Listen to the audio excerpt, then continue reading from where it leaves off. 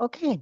Thank you for joining us today for this informative workshop, Parenting Your Parent, Ask the Elder Law Attorney, presented by Katie Fennell and Mary Patton, attorneys with Bluegrass Elder Law, and offered by Work-Life Benefits at the University of Kentucky.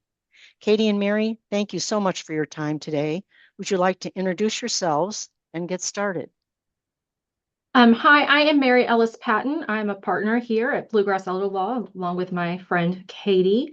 I am originally from Lexington, Kentucky. Spent about a decade in Ohio after graduating undergrad, and then came back here to the beautiful Bluegrass and love it. I have two teenage children and a husband who is a teacher. I really enjoy working here in this office and helping clients. And then Katie and I do a lot of presenting, sometimes together. We love presenting together. And just fun fact, our office is all women. So, Oh boy, yes. I'm Katie Fennell. I've lived in Lexington since elementary school. Proud Tate's Creek graduate, UK. Went to law school in Northern Kentucky. I have an LLM, which is a legal master's in elder law and estate planning. I've got two teenagers. My oldest is at Transy. My husband is a financial advisor. We've been married forever. So have Mary and her husband.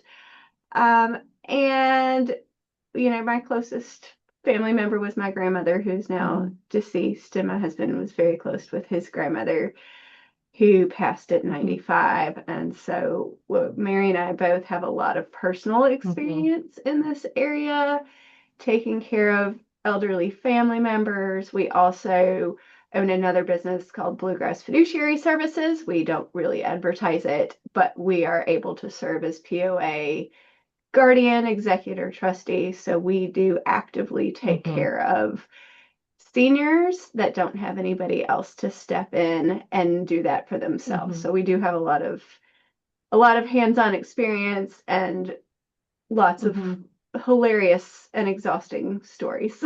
as I'm sure most of the attendees do as well.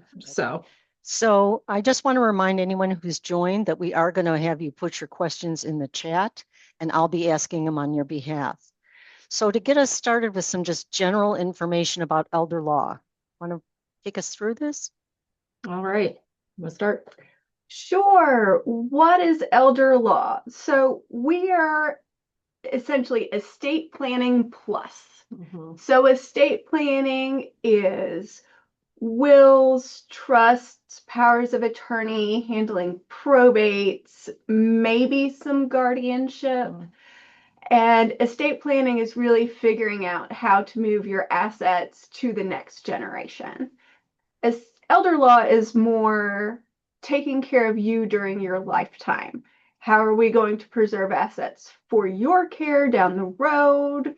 If you need long-term care Medicaid, which is what pays for nursing homes, if you or a loved one needs guardianship, special needs planning, anybody can be a special needs person either from birth or developing it over time, and fiduciary services. So we answer a lot of questions, a lot. And a lot of it is, what does it mean to be a fiduciary? What are my roles as power of attorney? Am I allowed to do this? Things like that.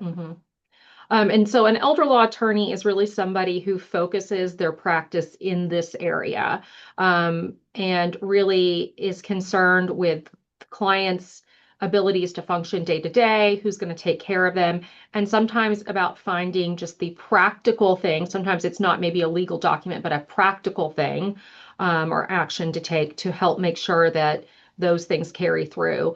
We really concentrate, one of the big things that we concentrate on here is our powers of attorney. And a lot of people kind of think of those as a secondary estate planning document, but for us, it's really probably the most important thing, because a power of attorney is a document where you delegate certain authorities, or certain abilities to another trusted person to assist you. And if you don't have those documents done just right, when you can put them together, that could be really problematic later on. So doing that kind of advanced planning to get those things in place is really what the elder law attorney is focused on. And then when we get to the point where somebody needs care, we're able to have that trusted person act. So I think that's one of our big areas of focus. So, Katie, when should somebody contact an elder law attorney? That is a hard question. Yes, it is. So everybody should have their estate plan done, anybody over the age of 18. So I will tell you, the day my son turned 18, he signed a power of attorney. You know why? If I'm going to pay his college tuition, I want to be able to see his grades. That's a big deal. And so estate planning isn't just a certain age. Estate planning should be for all adults. Elder law is a little different. So we see everybody, we'll see anybody really. Kind of retirement age on is a lot of what we see. A lot of it is when there's a health issue or a health crisis or a diagnosis, and a lot of it is just informational. And we'll talk a lot about that today. I know that was a terrible answer, but it is the true lawyer answer of it depends. So if there's something interesting or difficult for you in could your definitely family, get to us 5 years before you have a medical crisis. That, I mean, that's ideal. But unfortunately, law degrees didn't come with a crystal ball. So yeah, it is kind of hard to kind of tell you when. But certainly if you have a family member who is aging and you have some concerns about them, you should call us. absolutely. And then elder law attorneys aren't just in Kentucky or central Kentucky. If you are looking for one out of state or in a different area of Kentucky, our suggestion is always to go to the National Academy of Elder Law Attorneys. That's NAELA, NAELA.org online. And right up at the top, they will have a button that says Find a Lawyer. And you would click on that button and you can type in your zip code and they will find one close to you.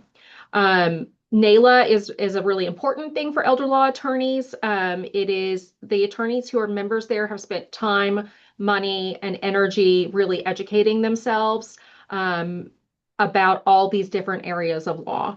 And one of the things that I do tell people, sometimes we refer people to out-of-state attorneys all the time because Medicaid in particular, I mean, that's not the only thing we're concerned about as elder law attorneys, but is a federal program that is instituted by the states, which means it is different in every single state. So it's really important that you see an elder law attorney in your state or in the state of the person who needs assistance.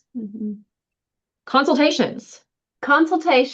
Well, this is how our office works. All attorneys work a little different.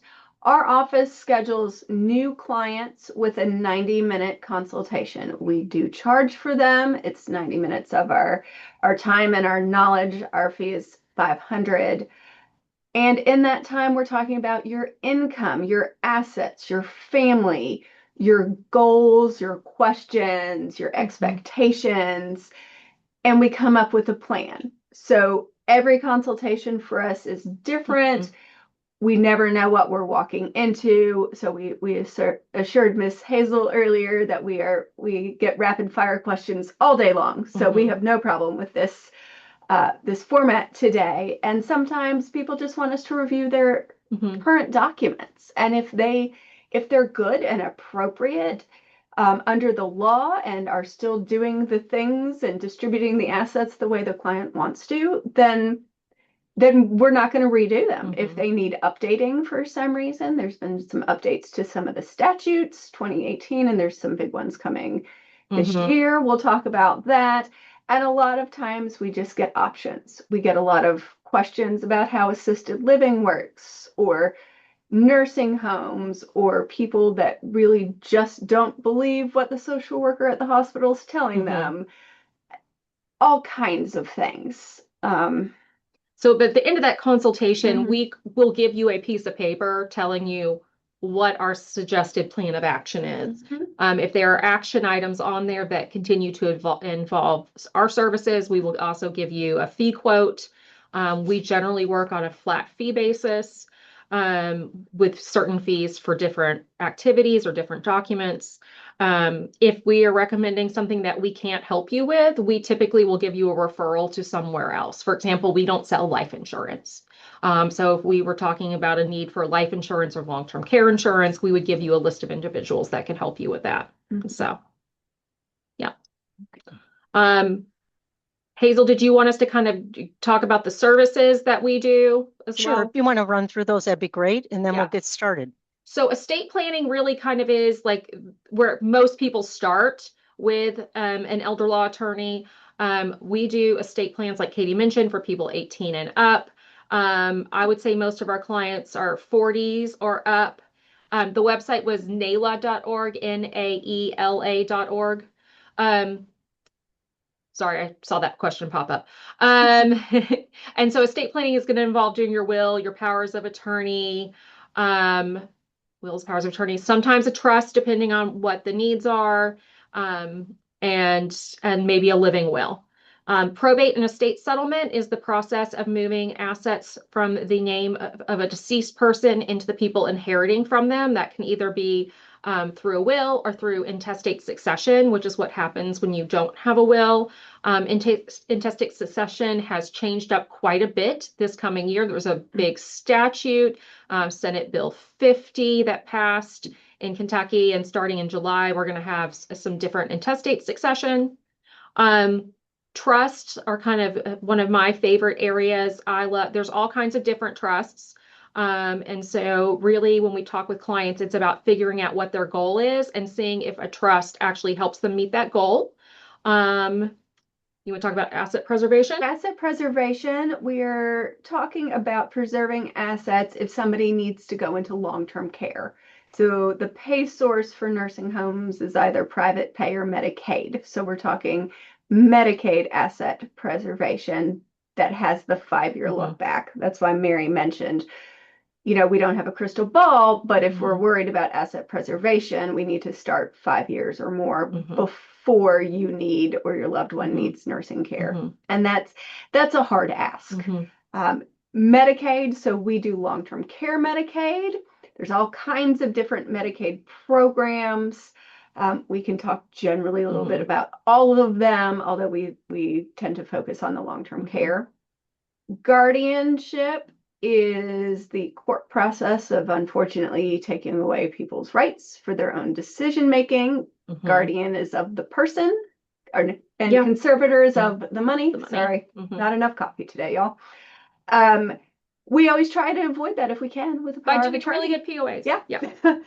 Special needs planning. The special needs planning is essentially leaving money to take care of a person in a way that does not kick them off their government benefits. So we don't want to leave money to someone that just gets spent down on everything for their care, and then they just roll back on the benefits they started on.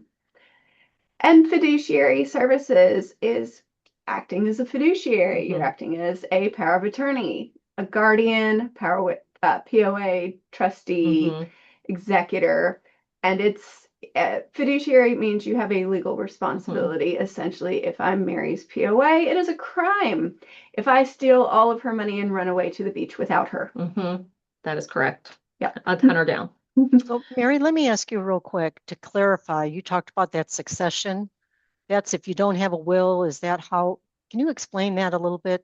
Yeah, so intestate succession is how the court determines who is going to get an asset from someone who has passed away. Now, probate court only controls, and the probate system only controls assets that the deceased person owned in their own name, without a co-owner who has a right of survivorship, and without a beneficiary designation.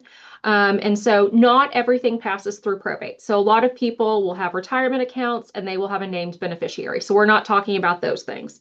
But some people have bank accounts that they have in their own name, or the number one thing I probate is probably a car. And so those things have to get court approval to move from the deceased person to whoever is going to inherit. Kentucky, if you do not have a will stating where your stuff goes, Kentucky has a plan for you, and they have recently changed their plan. And so starting in July, essentially before July, basically everything after the first $30,000 goes to the spouse. If there's no spouse, the first 30 goes to the surviving child. But starting in Well, right now, the surviving spouse basically gets half, and then the kids get half. Starting in July, they are changing the plan up, and the spouse still gets the first 30 and the first half, but they can get that second half now too if the children of the decedent are also the surviving spouse's children. So it's based on who the kids are. If you don't have a spouse or kids, you're looking to give stuff up to your parents and then down to your siblings and so on and so forth. So it is really hard for the state to end up with your assets. I know that's something a lot of people fear. I have seen it maybe one time, and I actually used to work in the probate court system. So it's really, really rare. Mhm. I have a case right now where I have hunted down beneficiaries of people who were born in the 1800s. It is really rare that the state ends up with money. Mhm. So I did see a question that I'd like to go ahead and answer about. I've heard probate isn't too bad in Kentucky. mhm, We think that's accurate. Of course, this is our job. mhm. In Kentucky, Well, I used to practice in Ohio where probate is Yeah. much worse, but Kentucky, it's one court date. Mhm. If you have an attorney, you don't even have to appear. Mhm. And the probate here has to stay open for 6 months. In order to close the probate, everybody has to agree they got what they were entitled to. Mhm. You have to pay any creditors or settle with any creditors. You have to have a tax release from the state of Kentucky. They don't Mhm. really care about the IRS, although you should pay your federal Mhm. taxes. Mhm. And that's kind of it. If it can be way more complicated than Mhm. that. I feel like a lot of times when people talk about how awful probate is, they are hearing about it in other states. Other states take a percentage of the probate assets as the filing fee to Mhm. open the probate. The filing fee in Kentucky is like $200. Mhm. They're not trying to take 5 or 10% of the Mhm. probate assets.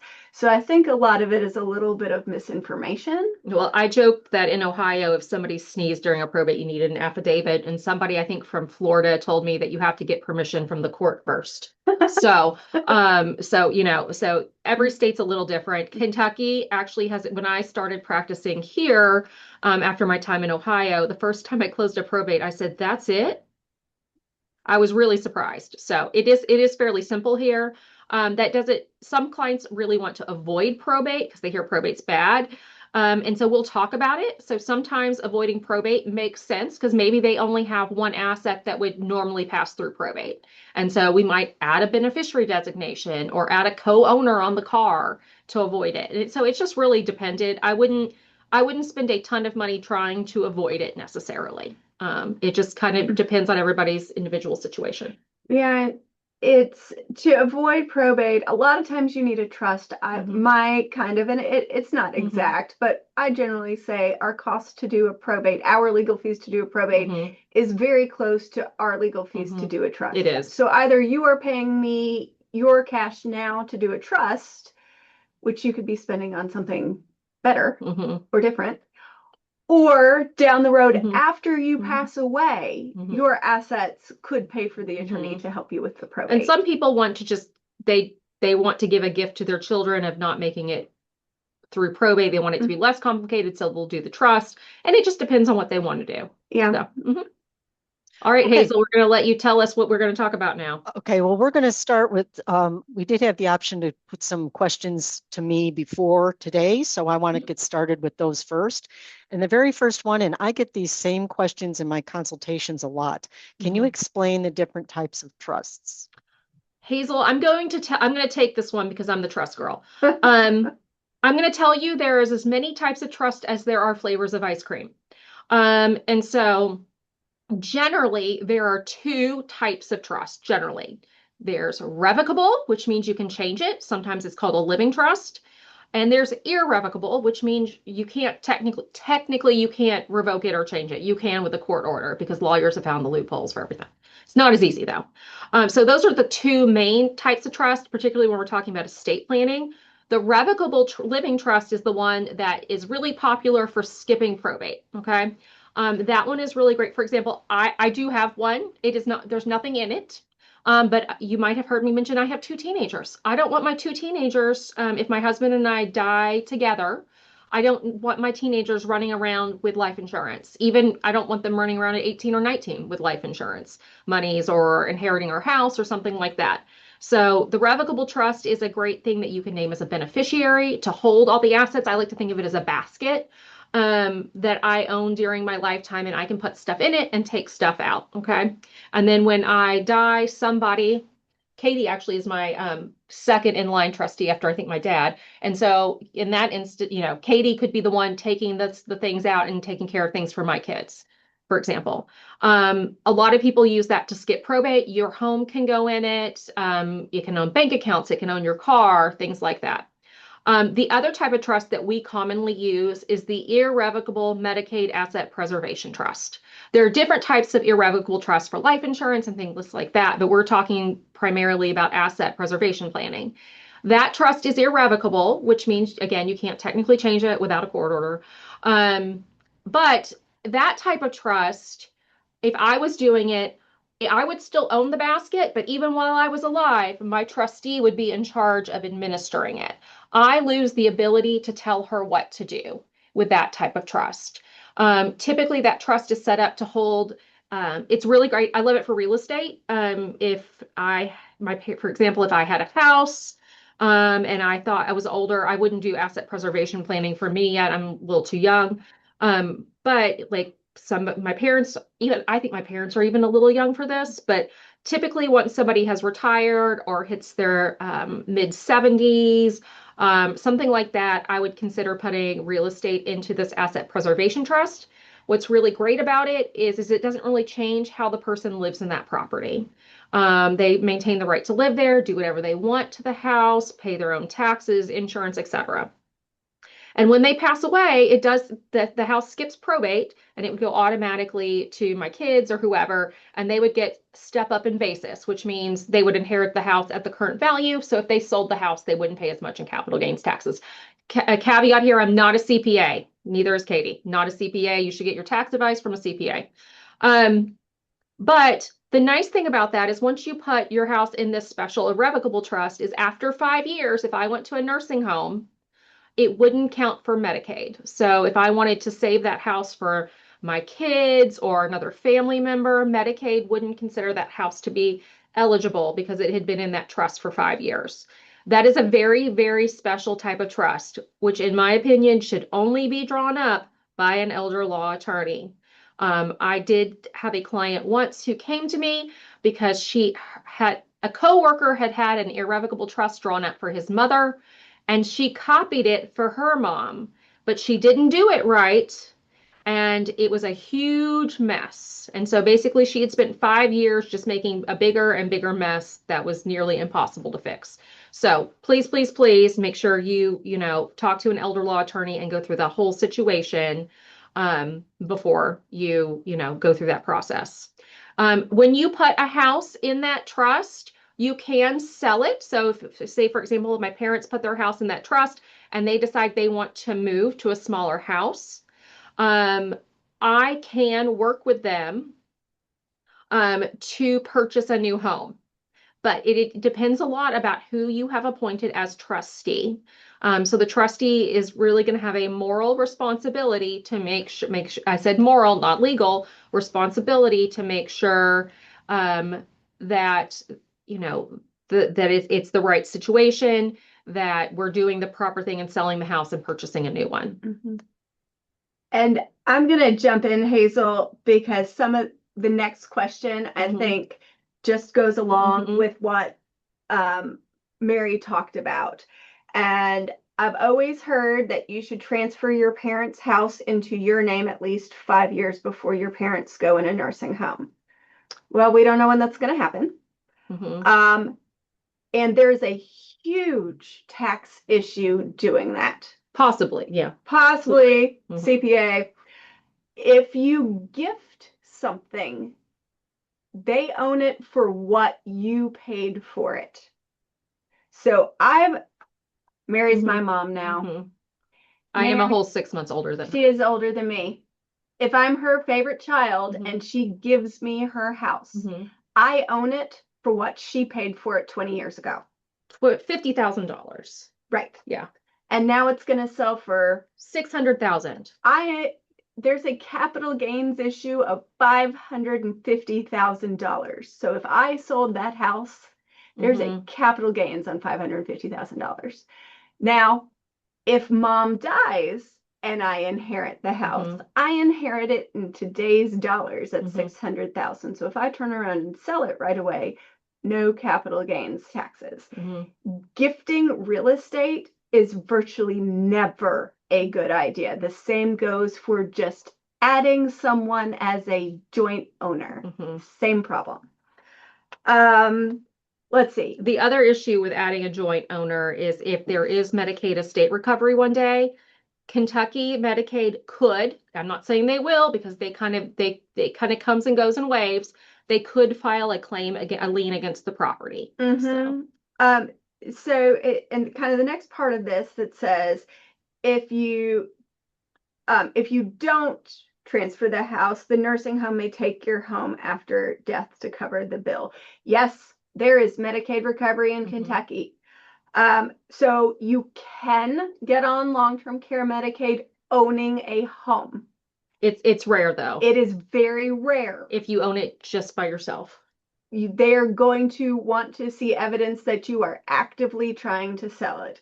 Kind of the problem is when you get on Medicaid, your income every month goes to the nursing home. I explain it kind of like a copay, which means who is paying the property taxes, the insurance, the utilities on that house, and why would you pay that if there's going to be Medicaid recovery against it? The other kind of misnomer is Medicaid doesn't take your house. They just don't give you Medicaid. You just don't get Medicaid coverage. It's a government benefit. We kind of explain it like health insurance because people it is health insurance. Yeah. You're applying for coverage. If you don't fit in their little box, you just don't get the coverage. They're not going to make you do anything. It's just that you have to follow their rules if you want their coverage. Now, there are some special exceptions for houses. So there are special exceptions for houses when it comes to eligibility to when you apply for Medicaid and to estate recovery. So as far as the house goes, we're looking to see, is there an adult child who has lived with parent for 2 years before they go to the nursing home? If there's a spouse who's staying at home, we're not worried about the house. If there is a sibling who has an ownership interest in the house, in those situations, the house can be transferred to those people. There's also a minor child exception. So those types of things, or a special needs child, if you have a child who's on Social Security disability or SSI, the house can be transferred either to a trust for their benefit or something like that. And so that's a real it depends scenario where you would really need to sit down and do a full consultation. There are also exceptions to estate recovery. So if the home, for example, is on a farm and that farm is the sole source of income for a family member, there's an exception there. There's an exception if for special needs child, surviving spouse again. So there are some exceptions. You just have to make sure that you qualify and because even if there's an exception, there are criteria you have to meet and show the Medicaid office in order to qualify. And to throw it in there, rental property is not an exception. No, so they do not care. They want you to sell it and get rid of it and pay them, pay the nursing home. So Mary, what is the best way to prevent having to sell the house? That's a really great question. And I would say it depends, which is our lawyer answer. Certainly the best answer would be to do some proactive planning the 5 years before someone needs nursing home care. Or 5 years before they need Medicaid. If we're talking about a house and we don't have the special needs child or the parent or the adult child who's been living there for 2 years. I really love the Medicaid Asset Preservation Trust because, it doesn't change anything for the parent and gives you the step up in basis, avoids probate. That would be ideal. If for some reason we transfer the house and we think we have 5 years and then something happens, Someone falls and breaks a hip, because that's usually what happens, and we need to end up going to skilled care, I will sit down with the family and we will look at the numbers. I never thought I would do so much math as a lawyer. We are going to look at income, we're going to look at other assets, and we are going to see if the sorry, I was looking at the questions and got distracted. We're going to see if there's another way to make it through the 5 years. Because that's ideal. Does that mean taking more money out of our IRA? Because in Kentucky, Medicaid's not going to make you spend your IRA down. That's a special Kentucky rule. Could the kids, if we're close to being there, can the kids pay out until we hit the 5-year mark? Because they're going to end up with that benefit of the house. And so we'll look at things like that to try to figure out, can we make it through? If we absolutely cannot make it through the 5 years, say we do the trust and 6 months later something happens and there's no way to pay through that 4.5 years, we can go to court, like I talked about earlier, and dissolve the trust and figure out a different plan. Okay. And it may not be that we can preserve all of the assets, but in Kentucky, we can also do this thing called gift and give back. We'll do in certain circumstances where basically we can preserve about 40% of the value of the property through a giving, getting a penalty, and then giving part of the asset back. It's very complicated. It's very situation specific. I don't know if we want to get No, I just wanted you to know it's an option. It's a good crisis planning mechanism. So in the elder law world, crisis planning for us is not really a crisis. It is anybody that might need nursing home care in the next 5 years. Yeah. That's a long time. That's not really a crisis. And I did see a crisis. The asset preservation trusts think somewhere between 4,000 and 5,000, depending on what other documents need to be done. If the attorney is doing a flat fee and not like a package. Yeah. We don't do packages. Some of the firms might. And so we were talking trust, deed, lease, all the things. And we're just looking very specifically at people's assets. For Medicaid, if you are married, they do not care whose name is on the asset. You are considered a unit. If it is, I saw something about a college account. If you are the owner of that account, it is a countable asset. I understand that your intention is that it goes to a kid or a grandkid. Medicaid does not care. Other things, just to highlight that Medicaid counts that you may not think of. The number one thing is a lot of older clients will have whole life insurance policies. Those have a cash surrender value. Sometimes it's an astronomical amount of money. And so the cash surrender value is something that Medicaid is going to consider available to paying for care. The other thing I'm going to highlight, since we're talking about this, is Medicaid doesn't care if you have a revocable living trust, that first type of trust I talked about. They're going to treat that as if you own that personally. And a lot of clients have difficulty with that idea, and they think, we have done all this planning with this special trust, and now you're telling us to take it apart. Yes, I am. The other thing I'm going to tell you is we don't unnecessarily show Medicaid trust, because it's going to make Medicaid take probably 3 to 6 months longer. I have seen it take more than 6 months for them to review that and get back. So our goal as the elder law attorney is to streamline everything. And then again, just to reiterate, in Kentucky, Medicaid is not going to make you defund your IRA or other retirement accounts. They have to be retirement accounts, not just general brokerages. If it's an annuity, it may count if it is not a retirement annuity. So what's excluded? IRAs, 401ks, 403bs, 457s. There's another 4 something that escapes me right now. Roth. They make you take the required minimum distributions. They do not make you cash out the balance. That means even if you have a Roth, which you're not required to take a distribution of, or if you're not old enough to take a required distribution, you still have to take a distribution. Yep. So let's go to the next submitted question, just to make sure we cover it. It's about being a POA for a healthcare surrogate for somebody that's not a family member. And that's very common. My parents are, man, she would be mad, elderly. Don't tell her you said my kids are teenagers. The rest of my family lives out of state. So after my husband, my backup healthcare POA is actually a friend of mine who is a nurse that is with my 19-year-old son. Do I want him making my healthcare decisions? No. But do I think he needs to have some involvement? Yes. As a non-family member, if that person no longer has capacity, you are essentially directing that person. You can decide, assuming your POA gives you the power, all of their healthcare treatment, medication, treatment plans, where they live. If you think they need to go into a facility, you're coordinating caregivers. It's a big responsibility.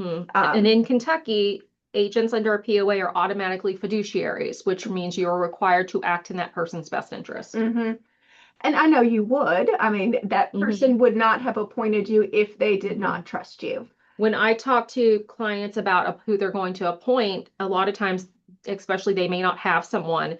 And I will say, well, if you ended up in the hospital, who would you call? And sometimes it is a friend or a neighbor. And a lot of those people are already informally doing these things. Yeah. And I think actually giving them the POA actually provides them a little bit of protection too. So there are some protections built in, at least our POAs, I can't say about everyone else's, that, basically absolve someone as long as they're, making their best effort to act as a reasonable person and to act in that person's best interest. So, and I'm just reading the question. So rights and responsibilities. Your responsibility is essentially to take care of her. I mean, you could always decline to serve, and not be the POA, although I think that's really hard. I think everybody wants to help if they can. And so if she's not able to make decisions for herself, it's you. You're the decision maker. You don't have to contact the family. She didn't appoint them. She appointed you. I will say we get appointed a lot for people whose only family members overseas, or also elderly and just can't really handle it. When there is known family, kind of close-ish family, we try and keep them in the loop if we have permission from that person. If we don't have permission, our hands are kind of tied and we just don't. But if she needs assisted living, there's a great resource in town, Silver Lexington. There's no cost to you. They actually get paid through the facilities, although I think they're contracted with every facility in town, so it doesn't really matter. We know the ladies who and they're not going to send people to they're great at what they do. They're not going to recommend a location that's improper for them. So we're talking about your budget, how much you're going to spend, what side of town somebody wants to be at, what side kind of activities they're looking for. Every place kind of has its own vibe. It's different, and kind of the current population, because right now I'm thinking of two, that one is kind of older and slower moving for assisted living, and another one has happy hour every afternoon at 4. Those are two different kind of vibes. Katie? Hey. Yes. Can we move on to the next? I've got the next question. Yeah, but it kind of ties into some of this. and we've got a lot of questions in the chat. I know we don't have much time. You fire at us. Sorry, we talked a lot. This one's pretty quick. It says, my father-in-law signed a durable general power of attorney in 2005, appointing his wife and my husband as joint. He is 90 and losing some of his fastball. Is it a good idea to implement this now in case he slips into dementia? My mother-in-law handles most of the finances and she's still sharp. However, her health is failing. Is this something we need to address now? How do we turn it on? So turning it on depends on what the document itself says. Okay. Some POAs are active when they are signed. I can count on one hand the number of times I've done them where they're not active. Very rare situation. We generally want ours to be active because otherwise you have to get letters from like 2 doctors, and that never, I mean, I can't get a letter from 1 doctor most days. So it depends. If it was done in 2005, I'm going to tell you that it is time for a refresh, likely. I would suggest setting up a consultation with an elder law attorney. I'm not saying that because I want you to come see me. I'm telling you that because the POA laws changed in 2018 and again in 2020. And it is probably time for a refresh. The statutory language has changed, and you want to make sure that's up to date. That's great. That's good information. I didn't know that. Is Bluegrass Elder Law part of the MetLife legal services that we get here at UK? We are not. Okay. I do not know of any elder law attorneys that are. Okay. Yeah. Okay. I don't actually know of any attorneys that are. Okay. All right. Well, we'll look into that. If your name is on your parents' deed to the house and they pass, does it go to probate? I think we answered that. But the answer is it depends because it depends on how it's worded on the deed. Okay. I keep hearing that probate isn't a big deal in Kentucky. I think we answered that. It's not a big deal. My husband has been diagnosed with Alzheimer's and is doing fine at the present time. However, I've been appointed his POA. Our home is paid for and we both have retirement accounts. My question is, can he get Medicaid while having these assets? And if not, can I, as his POA, access his retirement account to help pay for his long-term care at a facility? We don't know without reading those documents. Okay. Or doing a full review. I'll say that it's possible. If he's going to a facility, generally the house and the retirement assets don't count in this situation where there's a spouse as well for the house. So it depends. It depends. Okay. I know that's an awful answer. Here's another part to this. We also have a will and we're each other's beneficiaries. So that probably needs to be looked at. I would suggest if you have a spouse who is going to a nursing home, you need to update your will. It's not because you don't love your spouse. If you want to leave your spouse in the nursing home money and they're going on Medicaid, there is a way to do that. But you have to do it a very, very specific way. Okay. How do you get the tax release from probate? You file the inheritance taxes with the Kentucky Department of Revenue. As far as the probate goes, if there are no taxes due, there's an affidavit that can be filed. If you're having to file taxes, there is a paper that you would get from the Kentucky Revenue Department after they've been accepted. If you filed, it's a letter that says we've accepted and approved your payment. And it's what is it? Kentucky Court Forms. I Google it. That's probably not the way. KYAOC forms. That's what I Google. And you can search. A lot of the probate forms are available online to print out. That's the Kentucky Administrative Office of the courts. Yeah. Okay. I'll put all those links in my follow-up email. Fantastic. It says, can you sell the house and rebuy another house if one moves? I talked about that. Yes, you can. Okay. Is an irrevocable trust preferable to having a shared ownership of a property? Likely, yes, if you have 5 years. Okay. My parents do not currently qualify for Medicaid, but if they opened an irrevocable trust with their property car in that, would that change things for them for qualification? Maybe. Did you say revocable or irrevocable? Open an irrevocable. Possibly, yes. Depends. Okay. What is the typical price range to set up a preservation trust? $4,000 to $5,000. Just for the kind of the trust in the deed. If you, somebody called me once and said, "Hey, these people are charging my parents $15,000," and I was like, "Oh, what for?" And once they told me everything that it was an attorney I knew. I was like, "Oh yeah, that's totally reasonable." It depends on how many documents you're doing. So sure. Okay. Are grandchildren's college accounts shielded from Medicaid? Oh, no. Oh, sorry. No, they're countable. Sorry. They're countable. Yes. Okay. Yeah, not shouldered. So they're they could be recouped. Yes. Okay. If the grandparent is the owner of that account. Yeah. They're not recouped. They're required to be cashed out and spent down. Okay. Yeah, Go ahead, Katie. Never mind. Go ahead, Hazel. Sorry. I care for my father whom lives with me who has dementia. I have thought of going into the courts to get guardianship as his bad days outweigh the good. However, if I did something like this, he would be very upset. He has no rational thinking and is hallucinating. He is seen at Sanders Brown aging, but will not and refuses to take medication that could help him. He refuses to go to the doctor, denies he has dementia. He has begged me to not put him in a nursing home, but as he progresses, I feel as though I need to step up and do something to help him. He refuses to put me as POA, but he's given me medical rights. I have tried to get my dad to switch to Medicaid, but he refuses. He does have Medicare. What rights do I have as a caregiver? So this is really, really hard. And this is kind of what we talk about. It is much easier on everyone if he signs a POA. He has to be lucid in the moment. A dementia diagnosis doesn't mean he can't sign.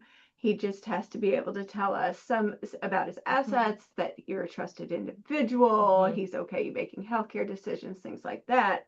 But a POA can't force someone to take medication. For you, if he lives in your house, the POA is one piece of paper, the guardianship order is another piece of paper. If you have a different piece of paper, how are you personally going to force him to do those things? We try and work around it. I will say sometimes we have fairly charming personalities. I will say sometimes when the elder adult meets us and we explain it to them, sometimes we will have a better result than the adult child. Yeah. The other thing to do is I would try to get third parties involved. Geriatric care managers are fantastic. They are typically nurses or social workers, but they can kind of, once the elder trusts them, they can be a third party that guides them to getting it done. The goal always is to do POAs instead of guardianship.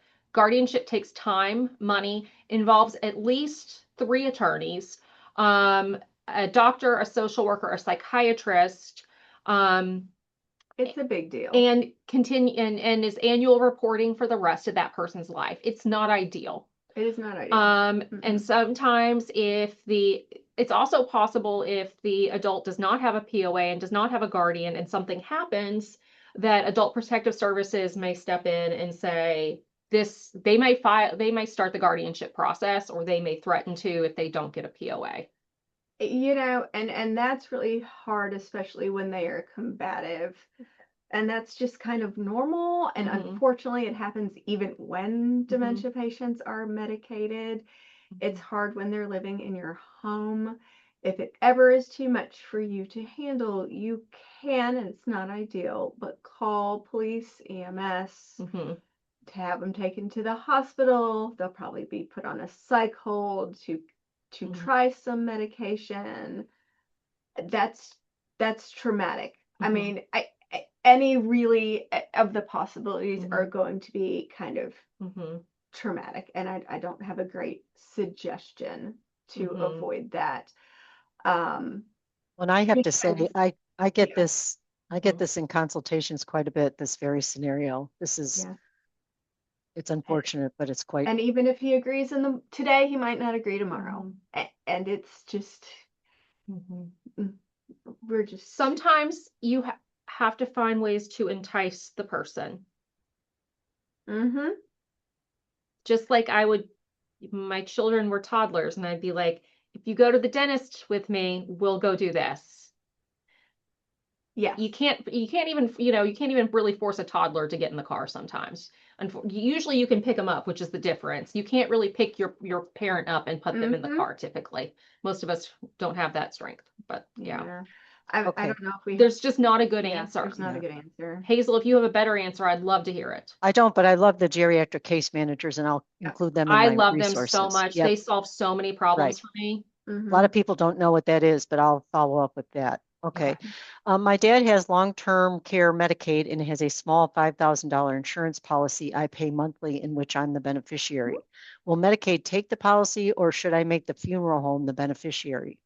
It depends whether or not if it has a cash surrender value or not. If it is a term policy, it likely does not have a cash surrender value. And the scenario you're talking about is fine with you paying it and you being the beneficiary.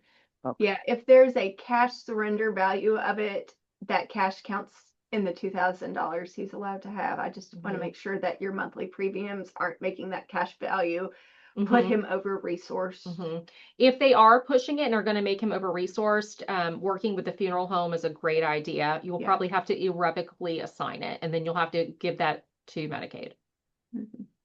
Hazel, I also just want to touch on something real quick from the last question. No one wants to put, oh, the premiums are $15 a month. Great. You're probably fine. You're probably fine.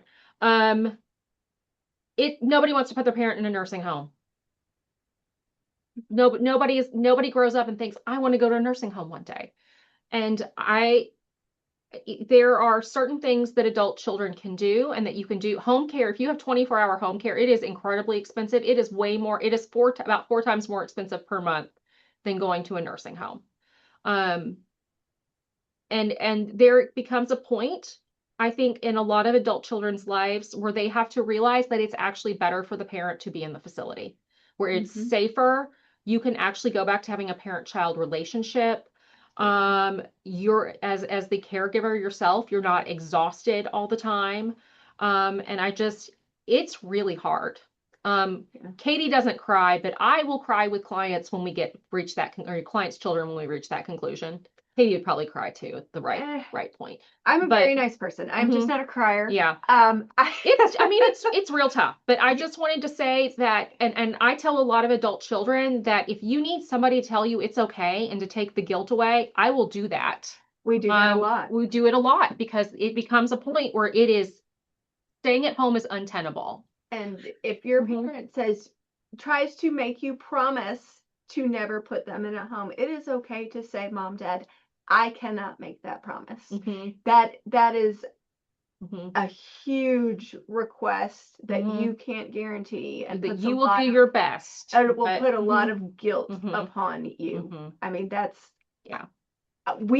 we have kids, we work full time.